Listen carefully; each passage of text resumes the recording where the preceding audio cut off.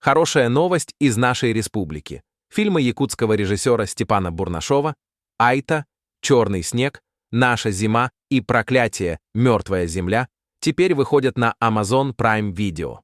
Когда в 2023 году «Айта» стала сенсацией, Роскомнадзор лишил ее прокатного удостоверения и потребовал удалить со всех платформ, якобы из-за деструктивной информации, противоречащей принципам единства народов России. Так государство решило, что национальному кино нет места в собственной стране. Но пока русские запрещают наше кино, мир принимает его с восхищением. Теперь фильмы Бурнашова увидят зрители в США, Канаде, Австралии, Великобритании, Франции и десятках других стран. Еще одно напоминание всем нам. У нашей республики есть будущее, но, похоже, оно начинается за пределами России.